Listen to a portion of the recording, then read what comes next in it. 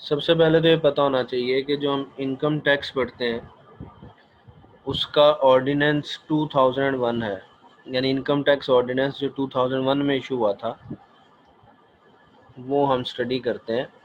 और उसके जो सेक्शन 2 है उसमें सारी डेफिनेशंस और ये टर्म्स लिखी हुई हैं जो टैक्स में यूज़ होती हैं। तो देखें, पहली डेफिनेशन है एक्यूमुलेटेड प्रॉफिट। एक्यूमुलेट का मतलब होता है जमा किया हुआ, प्रॉफिट मतलब मुनाफा।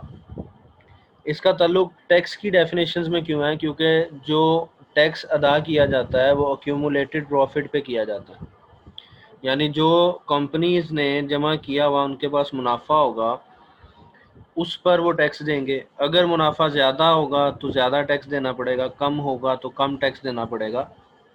इसलिए जो अदारा है, जो बिज़नेस है, उसकी कोशिश होती है कि क्यूमुलेटेड प्रॉफिट किसी तरह हम कम कर दें ताकि उस पर हमें फिर टैक्स भी कम देना पड़े। तो इस कॉन्सेप्ट को क्लियर करने के लिए टैक्स डिपार्टमेंट ने ये डेफिनेशन दे दी है जिसमें ये क्लियर हो जाएगा कि कौन कौन सी बातें हैं जो क्यूमुलेटेड प्रॉफिट में शामिल होंगी। तो देखें डेफिनेशन, कहता है cumulated profits in relation to distribution और पेमेंट ऑफ डिविडेंड इंक्लूड। अच्छा, यहाँ पे डिस्ट्रीब्यूशन और पेमेंट ऑफ डिविडेंड की बात की जा रही है। डिविडेंड क्या होता है? कंपनी का वो मुनाफा जो वो अपने शेयर होल्डर्स में तकसीम कर देती है, उनको डिस्ट्रीब्यूट कर देती है, उसे हम कहते हैं ये डिविडेंड है। और ये जो प्रॉफिट तकसीम किया जाता है, डिविडेंड दिया जाता है, ये आउट ऑफ एक्यूमुलेटेड प्रॉफिट दिया जाता है।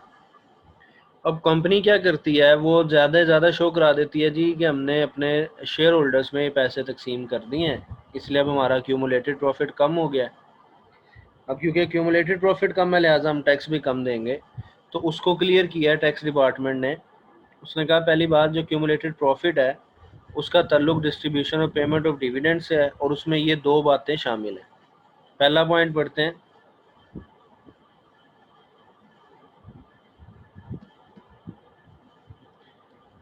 उसने कहा एनी रिजर्व, कोई भी रिजर्व हो, मेड अप होली, जो मुकम्मल तौर पर बनाया जाए, और पार्टली ऑफ एनी अलाउंस, या किसी अलाउंस में से बनाया जाए।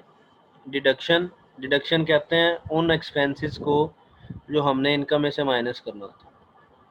और एग्जाम्शन, एग्जाम्शन कहते हैं उन इनकम्स को जिन पर टैक्स नहीं होता। एडमिसिबल फॉर टैक्स पर्पस, जिनका ताल्लुक टैक्स पर्पस के लिए होगा। इस पॉइंट में वो कहना ये चाह रहा है कि अगर आप रिजर्व करते हैं, यानी पैसे सेपरेट करते हैं, पैसे जमा किए जाते हैं, अलहदा निकाल लेते हैं, तो कहता है जो पैसे आप निकालेंगे, जो रिजर्व बनाएंगे, वो चाहे आप अलाउंस में से बनाएं, चाहे डिडक्शन में से बनाएं, चाहे किसी एग्जाम्प्ट इनकम में से बनाएं, वो टैक्स पर्पस के लिए क्यूमुलेटेड प्रॉफिट में शामिल होगा। कहने का मतलब यह है कि उस पर टैक्स लगेगा। कंपनी अगर अपनी तरफ से चालाकी करके जी हमने तो ये अलाउंस में से बनाए हैं जी पैसे, ये तो हमने डिडक्शन में से निकाले हैं, तो इस तरह की किसी बात से वो टैक्स से नहीं बच सकती। तो वो क्लियर कर दिया है कि जिस मर्जी में से आप पैसे सेपरेट कर लें वो आपका क्यूमुलेटेड प्रॉफिट होगा। पॉइंट नंबर 2 पढ़ते हैं। All profits of company, company का तमाम profit, including income of trust, जिसमें ट्रस्ट की इनकम भी शामिल है। ट्रस्ट किसे कहते हैं? ट्रस्ट ऐसे अदारे को कहते हैं जिसका मकसद लोगों की वेलफेयर बेनिफिट्स होता है। तो कहता है अगर किसी ट्रस्ट की इनकम हो रही है तो वो भी प्रॉफिट में शामिल होगी। Up to date of distribution of dividend, उस तारीख तक जब तक डिविडेंड ना दे दिया जाए, क्योंकि अगर डिविडेंड दे दिया तो फिर तो प्रॉफिट कम हो ही जाएगा। तो सिर्फ ये टैक्स डिपार्टमेंट एक छूट दी है कि जब तक आप तकसीम नहीं करते, डिविडेंड नहीं दे देते, उससे पहले कंपनी के तमाम प्रॉफिट भी एक्यूमुलेटेड प्रॉफिट में शामिल होंगे और ट्रस्ट की तमाम इनकम भी एक्यूमुलेटेड प्रॉफिट में शामिल होगी। In case of liquidation, liquidation कहते हैं जब कंपनी ख़त्म हो जाती है, बिजनेस ख़त्म हो जाता है। तो कहता है अगर बिजनेस ही ख़त्म हो जाए तो up to the date of liquidation, तो उस लिक्विडेशन की डेट तक के जितने प्रॉफिट होंगे वो क्यूमुलेटेड प्रॉफिट में शामिल होंगे। तो सम अप करता हूँ इस डेफिनेशन को। उन्होंने कहा कि क्यूमुलेटेड प्रॉफिट में क्या चीज़ें शामिल हैं, इसको कॉन्सेप्ट को क्लियर करना क्यों ज़रूरी था, ताकि बिजनेसमैन को ये क्लियर हो जाए कि उसने किस रकम पर टैक्स देना है। तो उन्होंने क्लियर कर दिया पहले पॉइंट में कि कोई भी आप रिजर्व बना लें और जिस मर्जी में से वो पैसे निकाल के आप रिजर्व बना लें, वो क्यूमुलेटेड प्रॉफिट समझा जाएगा। और दूसरी बात ने कर दी कि जब तक वो शेयर होल्डर्स को तकसीम ना कर दिया जाए उससे पहले कंपनी का तमाम प्रॉफिट एक्यूमुलेटेड प्रॉफिट है, और ट्रस्ट की तमाम इनकम एक्यूमुलेटेड प्रॉफिट है। और अगर बिजनेस ख़त्म करने की बात आ जाए तो फिर डिविडेंड तकसीम करने का वेट नहीं करना, जिस तारीख को बिजनेस ख़त्म हो रहा होगा उसी तारीख तक का जितना भी प्रॉफिट होगा वो एक्यूमुलेटेड प्रॉफिट समझा जाए।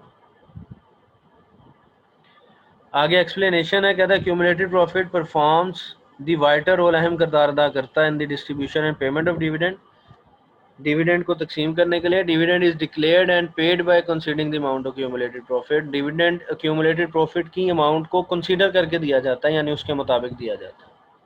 एग्जाम्पल्स आपने याद करनी है, इसमें कौन कौन से रिजर्व शामिल हो जाते हैं। अनअप्रोप्रिएटेड प्रॉफिट यानी ऐसा प्रॉफिट जो अभी तक तकसीम नहीं किया, capital and revenue reserves, share premium और डेप्रिसिएशन रिजर्व।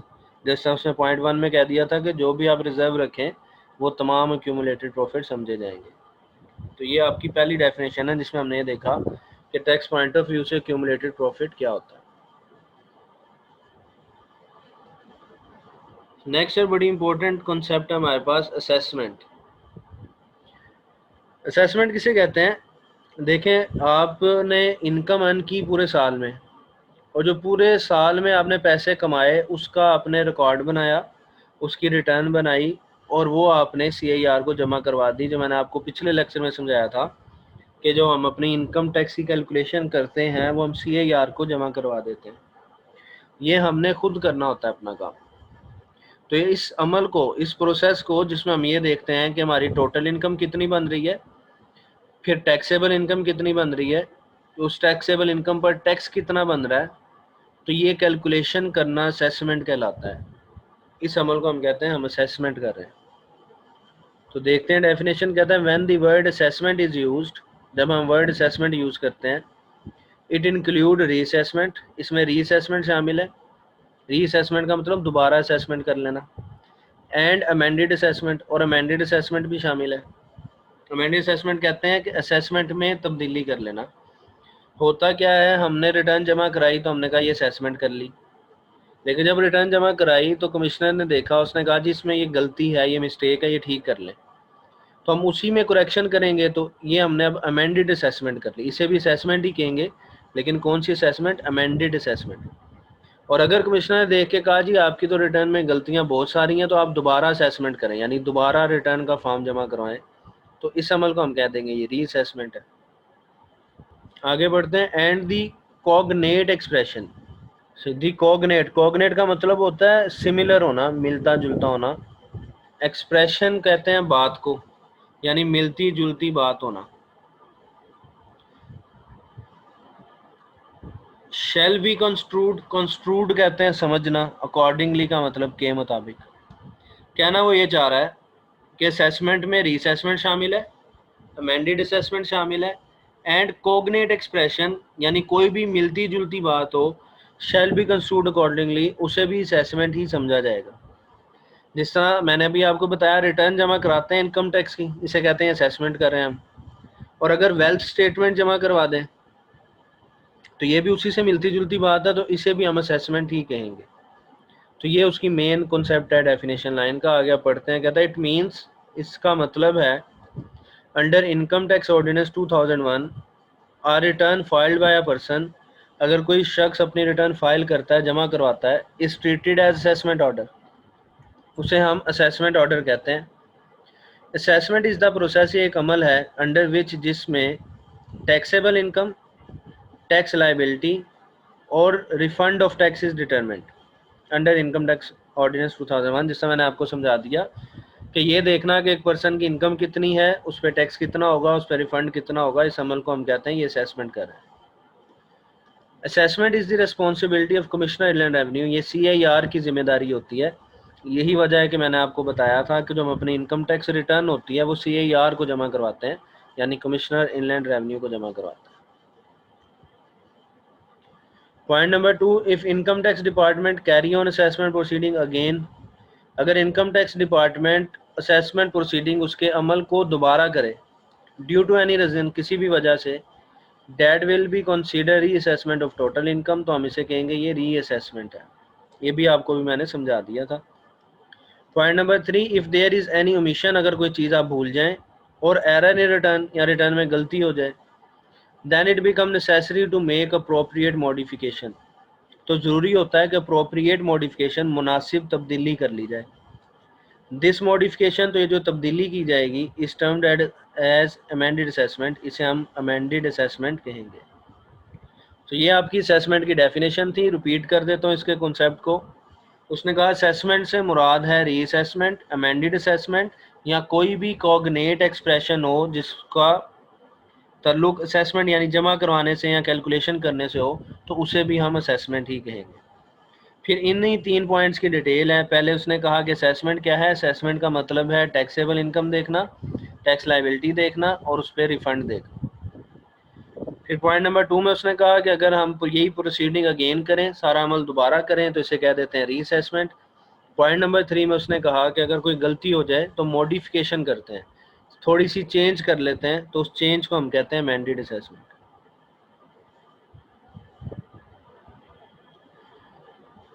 फिर डेफिनेशन नंबर 3 है हमारे पास कैपिटल एसेट। ये इंतहाई इंपॉर्टेंट डेफिनेशन है, पेपर पॉइंट ऑफ व्यू से भी और आपके न्यूमेरिकल पॉइंट ऑफ व्यू से भी। अगर आप ये कैपिटल एसेट की डेफिनेशन नहीं समझते या इसमें आने वाले नाम याद नहीं करते, तो आप इनकम टैक्स का न्यूमेरिकल भी ठीक नहीं कर पाएंगे। तो पढ़ के देखते हैं क्या कह रहा है। कह रहा है capital asset mean property of any kind held by a person. Simple बात करके उसने बात ख़त्म कर दी, लेकिन एक्चुअली बात ख़त्म नहीं हुई।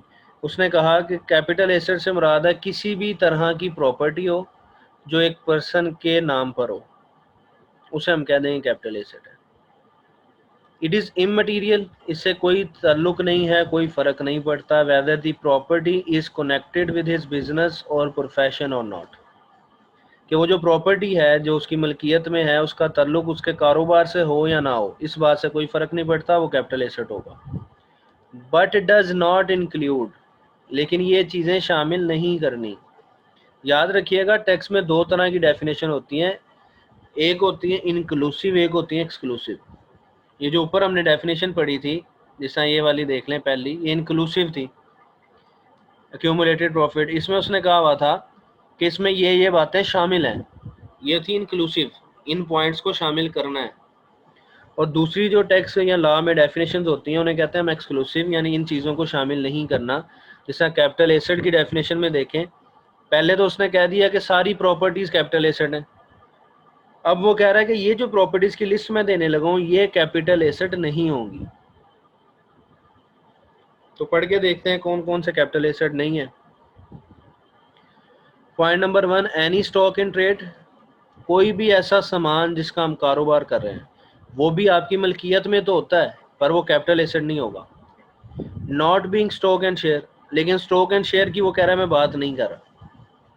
यानी कहना वो ये चाह रहा है कि आप मिसाल के तौर पे आप चावल का कारोबार करते हैं, तो जो चावल का जितना भी सामान है वो आपकी मलकियत में है, तो ये आपका स्टॉक इन ट्रेड हुआ क्योंकि इसका आप कारोबार कर रहे हैं, तो ये कैपिटल एसेट नहीं होगा। But not being stock and share, लेकिन कहता है अगर आपके पास वो जो स्टॉक है वो शेयर्स का है, किसी कंपनी के शेयर खरीद के रखे हुए हैं, तो वो उसकी बात नहीं कर रहा। कहना वो चाह रहा है कि यानी उसको इस लिस्ट में शामिल करो, यानी जो शेयर्स हैं वो कैपिटल एसेट होते हैं। आगे बढ़ते हैं। कंज्यूमेबल स्टोर, यानी कोई भी ऐसा सामान जो आपने अपने इस्तेमाल के लिए रखा हो वो भी कैपिटल एसेट नहीं होगा। और रॉ मटेरियल या कोई खाम माल हो held for the purpose of business और प्रोफेशन, जो आपने बिजनेस के लिए रखा हो, तो वो जो खाम माल है वो भी कैपिटल एसेट नहीं होगा। ये जो ऊपर आई थी ब्रैकेट, इसमें ये उसी की आगे थोड़ी सी डिटेल है। Not being stock and share मैंने आपको बता दिया कि ब्रैकेट में लिखने का मतलब है कि भाई इनकी बात नहीं हो रही। कहना वो ये चाह रहा है कि ये वाला कैपिटल एसेट है। इसके अलावा इस पॉइंट में जितनी बातें आई थी उसमें उसने ये कहा कि ये कैपिटल एसेट नहीं है। तो इन्हीं स्टॉक एंड शेयर के बारे में मज़ीद बात कर रहा है। कहता है shares of stocks possessed by share dealer या ब्रोकर इज कैपिटल एसेट, जो शेयर किसी ब्रोकर या डीलर के नाम पर होते हैं वो उसका कैपिटल एसेट होते हैं। यानी ये इस पॉइंट की एक्सेप्शन है। पॉइंट नंबर 2 पढ़ते हैं। Any depreciable asset, plant machinery building, कोई भी ऐसा एसेट जो डेप्रिसिएट हो जाए वो भी कैपिटल एसेट नहीं होता। तो 2 बातें उसने कर दी। कहता है एक वो जो स्टॉक इन ट्रेड हो जिसका आप कारोबार कर रहे हो वो कैपिटल एसेट नहीं होता, दूसरा जो डेप्रिसिएबल एसेट्स होते हैं वो कैपिटल एसेट नहीं होते। नंबर 3 पढ़ते हैं। एनी इंटेंजिबल एसेट, कोई भी ऐसा एसेट जो इंटेंजिबल हो यानी जिसे हम टच नहीं कर सकते, जिस तरह patent, copyright, trademark, on which amortisation is allowed under section 24। तो याद होना चाहिए आपको, आपने काउंटिंग में भी पढ़ा था अभी पिछले सेमेस्टर की, कि जो इंटेंजिबल एसेट्स होते हैं उनकी डेप्रिसिएशन को अमोर्टाइजेशन कहते हैं। तो यही बात यहाँ पे लिखी है कि कोई भी इंटेंजिबल एसेट अगर हुआ तो वो भी कैपिटल एसेट नहीं होगा। नंबर 4, एनी इमूवेबल प्रॉपर्टी, कोई भी ऐसी प्रॉपर्टी जो मूवेबल ना हो, जिस तरह लैंड एंड बिल्डिंग, वो भी कैपिटल एसेट नहीं होगा। Number 4, any movable property including wearing apparel, कहता है कोई ऐसी प्रॉपर्टी जो मूव हो सकती है जिसमें कपड़े शामिल हैं। फर्नीचर, हाउस होल्ड यूटेंसिल, घर का फर्नीचर या बर्तन शामिल है। Held for personal use by the person, जो शख्स ने अपने इस्तेमाल के लिए रखे होते हैं, और हिज फैमिली, या अपनी फैमिली के लिए रखे होते हैं। मेंबर डिपेंडेंट ऑन हिम, जो उस पर डिपेंड करते हैं। कहता है यानी ये चीज़ें भी कैपिटल एसेट नहीं होंगी। तो देखें 5 पॉइंट आए हैं, जिन 5 पॉइंट में उसने कहा कि ये चीज़ें कैपिटल एसेट नहीं हैं। कौन कौन सी? स्टॉक एंड ट्रेड, कोई भी ऐसा सामान जो आपने अपने इस्तेमाल के लिए रखा, उसमें कारोबार के लिए रखा हो, कोई भी ऐसा सामान जो आपने कारोबार में इस्तेमाल करने के लिए रखा हुआ है। नंबर 2, डेप्रिसिएबल एसेट, ऐसे एसेट जिन पे डेप्रिसिएशन होती है। एनी इंटेंजिबल एसेट, कोई भी ऐसा एसेट जिसको हम टच नहीं कर सकते, जिस पर अमोर्टाइजेशन होती है। एनी इमूवेबल प्रॉपर्टी, या कोई ऐसी इमूवेबल प्रॉपर्टी जो आपने अपने इस्तेमाल या घर वालों के इस्तेमाल के लिए रखे हो। तो ये 5 चीज़ें कैपिटल एसेट नहीं होती। इनके अलावा हर तरह की जो प्रॉपर्टी है वो कैपिटल एसेट होगी। जिस तरह आगे देखें लिख रहा है, however the following asset shall be treated as capital asset, ये जो नाम आने लगे हैं ये कैपिटल एसेट होते हैं, और ये नाम आपको न्यूमेरिकल पॉइंट ऑफ व्यू के लिए भी याद होने चाहिए। कौन कौन से? आप पेंटिंग, कोई पेंटिंग की हो आपने, स्कल्पचर, कोई मुजस्मा हो, ड्राइंग, आपने कोई ड्राइंग बनाई हो, कोई पेंटिंग जिस तरह से होती है, और अदर वर्क ऑफ आर्ट, या इसी तरह का हुनरमंद का कोई काम हो। B point, a rare manuscript, manuscript कहते हैं नुस्खे को, यानी किसी मेडिसिन का फार्मूला या कोई भी इस तरह की चीज़ हो। और फोलियो, फोलियो भी कहते हैं बुक को, और बुक या कोई किताब हो। सी पॉइंट, अ कॉइन और मेडल, कोई कॉइन या मेडल हो आपके पास। और डी पॉइंट है एंटीक, कोई भी नायाब चीज़ हो, जैसे एंटीक पीस होते हैं, नवादरात होते हैं, लोग कीमती चीज़ें खरीद के रख लेते हैं, जी ये मुगलिया दौर का फलानी चीज़ है जो। तो इस तरह की जो चीज़ें हैं वो कैपिटल एसेट होंगी। एग्जाम्पल मजीद पढ़ लेते हैं। मजीद कैपिटल एसेट क्या क्या हो सकते हैं? कंपनी के share, shares of company, participation term certificate, term finance certificate, मुशारका सर्टिफिकेट, मुदारबा certificate, PTC voucher issued by government of Pakistan, या पार्टनर शेयर इन एओपी। तो ये सारी बातें कैपिटल एसेट होंगी। आगे बढ़ते हैं, कंपनी क्या है, डेफिनेशन नंबर 4। अच्छा याद रखिएगा, बिजनेस कॉन्सेप्ट्स में और टैक्स के कॉन्सेप्ट में थोड़ा सा फ़र्क हो सकता है। बिजनेस में कंपनी की डेफिनेशन आपने पढ़ी हुई है। कंपनी क्या होती है? कोई भी ऐसा अदारा जो जिसका मकसद प्रॉफिट कमाना हो, और जो कानून के तहत बनाया जाए, जो केस कर सकता है, जिस पर केस हो सकता है, वगैरह वगैरह, वो बिजनेस डेफिनेशन थी। टैक्स का मकसद, जो हम टैक्स में डेफिनेशंस पढ़ते हैं, उनका मकसद चीज़ों को डिफ़ाइन करना नहीं होता, उनका मतलब बताना नहीं होता, बल्कि टैक्स की डेफिनेशंस का मतलब होता है कैटेगरी बताना, कि भी टैक्स के मुताबिक ये चीज़ें हम इस तरह से डील करेंगे। जैसे कंपनी का टैक्स रेट है 31%, तो ये 31% के लिहाज से कौन कौन टैक्स देगा? तो क्या जो बिजनेस में डेफिनेशन पढ़ी थी हमने, उसके मुताबिक जो कंपनी बनती है वो 31% के हिसाब से टैक्स देंगे? तो इसका जवाब है नहीं। बिजनेस के हिसाब से नहीं देखना हमने, टैक्स के हिसाब से देखना है कि टैक्स डिपार्टमेंट किन किन चीज़ों को कंपनी की कैटेगरी में डाल रहा है। जिन जिन चीज़ों को कंपनी की कैटेगरी में वो डाल देगा, वो कंपनी के रेट से टैक्स देंगे। तो देखते हैं क्या क्या है। कहता है according to income tax ordinance 2001, company means and include company. देखें इसमें वो क्या कह रहा है, अभी आपको मैंने बताया था कि जो टैक्स की डेफिनेशन होती है वो इंक्लूसिव नेचर होती है या एक्सक्लूसिव। इंक्लूसिव मतलब वो सिर्फ इतना बताएगा इसमें ये शामिल है, और एक्सक्लूसिव बताएगा ये शामिल नहीं है। क्यों? क्योंकि टैक्स की डेफिनेशन का फिर वही बात के मतलब चीज़ों का कॉन्सेप्ट समझाना नहीं होता, बल्कि कैटेगरी बताना होता है, इंक्लूड करना या एक्सक्लूड करना होता है। तो पॉइंट नंबर 1 देखते हैं। कहता है company as defined in companies ordinance 1984। कहता है वो कंपनी जो कंपनीज ऑर्डिनेंस 1984 के तहत बनेगी वो टैक्स के लिहाज से भी कंपनी मानी जाएगी। 2 देखते हैं। A body corporate, body corporate भी कंपनी को ही कहते हैं, फॉर्म्ड बाय और under any law for timing in force in Pakistan. कहता है पाकिस्तान में किसी भी कानून के तहत कोई भी धारा बनाओ। अब बॉडी कॉर्पोरेट एक्चुअली क्या वर्ड है, होता क्या है कि कंपनीज एक्ट और कंपनीज ऑर्डिनेंस के मुताबिक जो कंपनीज बनती हैं उन्हें कंपनी का वर्ड कहा यूज किया जाता है, कहा जाता है, और कंपनी ऑर्डिनेंस या कंपनीज एक्ट के अलावा किसी भी कानून के तहत जो कंपनी बनेगी उसे हम कह देंगे ये बॉडी कॉर्पोरेट है। तो पॉइंट नंबर 2 में उसने कहा कोई भी बॉडी कॉर्पोरेट हो जो किसी भी कानून के तहत पाकिस्तान में बने वो भी टैक्स के मकसद के लिए कंपनी समझी जाएगी। फिर 3 मुदारबा, मुदारबा ऐसी कंपनी होती है जिसमें कुछ पर्सनस इन्वेस्टमेंट करते हैं और बाकी पर्सन काम करते हैं। जो इन्वेस्टमेंट कर रहा है वो काम नहीं कर रहा और जो काम कर रहा है वो इन्वेस्टमेंट नहीं कर रहा, तो ऐसी कंपनी को हम कहते हैं मुदारबा है, तो वो भी टैक्स पर्पज़ में कंपनी में शामिल होगी। Number 4 a body incorporated by और under the law of country outside Pakistan. कहता है कोई भी बॉडी इनकॉर्पोरेट की जाए, बनाई जाए किसी भी कानून के तहत आउटसाइड पाकिस्तान, जो किसी दूसरे मुल्क का कानून हो, relating to incorporation of company, लेकिन उस कानून का ताल्लुक कंपनीज बनाने से ही हो, तो वो भी टैक्स पर्पज़ के लिए कंपनी समझी जाएगी। नंबर 5 आ ट्रस्ट। अब देखें जो ट्रस्ट है ये एक्चुअली बिजनेस डेफिनेशन के मुताबिक तो कंपनी ही नहीं है, क्योंकि ट्रस्ट का मकसद प्रॉफिट कमाना नहीं होता, लेकिन टैक्स पर्पज़ के लिए हम इसे कंपनी की कैटेगरी में डालेंगे। सेम ऐसे ही नंबर 6 कोऑपरेटिव सोसाइटी। अब कोऑपरेटिव सोसाइटी का मकसद भी प्रॉफिट अर्न करना नहीं है, लेकिन टैक्स के मकसद के लिए ये भी कंपनी कैटेगरी में आएगा। फिर है फाइनेंस सोसाइटी। कोई फाइनेंस सोसाइटी यानी ऐसी सोसाइटी जो अपने मेंबर्स को फाइनेंस देने के लिए बनाई जाए, वो भी कंपनी कैटेगरी में आएगी।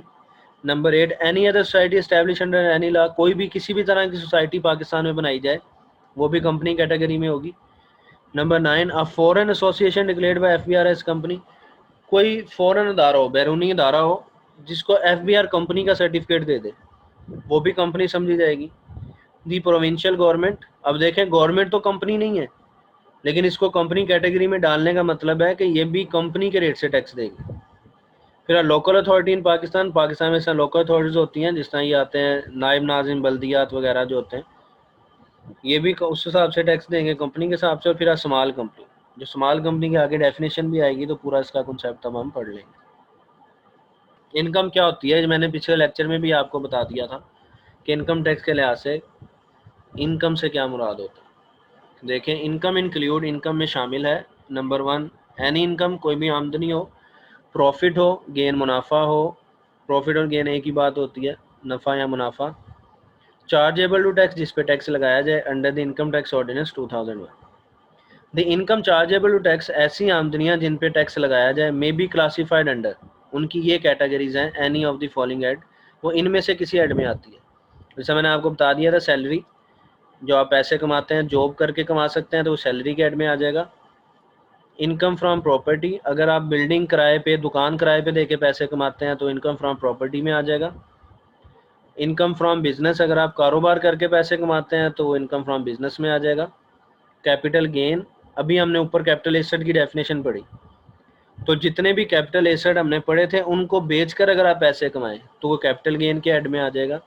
और last one is income from other source, यानी जो ऊपर चारों हेड में नहीं आता, यानी सैलरी भी नहीं है, प्रॉपर्टी से भी रेंट भी नहीं आ रहा, बिजनेस भी नहीं है, कैपिटल एसेट बेचकर ही पैसे नहीं आ रहे, कहीं और से पैसे आ गए हैं, तो वो हमारे 5वें हेड में आ जाएंगे इनकम फ्रॉम अदर सोर्स। तो इन 5 हेड के टोटल को हम कहते हैं हमारे पास टोटल इनकम है। Number 2 any amount subjected to collection और deduction of tax at source. कहता है कोई भी ऐसी रकम जिस पर एट सोर्स मतलब जहां से पैसे मिलने हैं वहीं टैक्स कट जाता है, तो वो भी इनकम से में शामिल होगा। मसलन कौन कौन से इंपोर्ट पे टैक्स ड्यूटीज़ कट जाती हैं, ये भी इनकम में शामिल है। फिर है payment of supply of goods and services rendered. ये कुछ खास सर्विसेज होती हैं जो हम प्रोवाइड करें उस पर टैक्स कट जाता है। जिस तरह आप CNG प्रोवाइड करते हैं उस पर मेरे ख्याल 5% इस वक्त टैक्स चल रहा है जो एज अ कमीशन कट जाता है। फिर एक्सपोर्ट पे टैक्स कटते हैं, प्राइस एंड विनिंग पे कट जाते हैं। जैसे आपका प्राइस बॉन्ड निकल आया तो 15% कट के आपको बाकी पैसे मिलेंगे, ये भी इनकम में शामिल है। और transporter in respect of vehicle owned by them, या आप ट्रांसपोर्टर व्हीकल चलाते हैं तो उस पर जो डिडक्शन हो जाती है गाड़ियों के जिस तरह टोकन होते हैं, तो ये भी हमारी इनकम में शामिल होगा। और पॉइंट नंबर 3 है एनी लॉस ऑफ इनकम।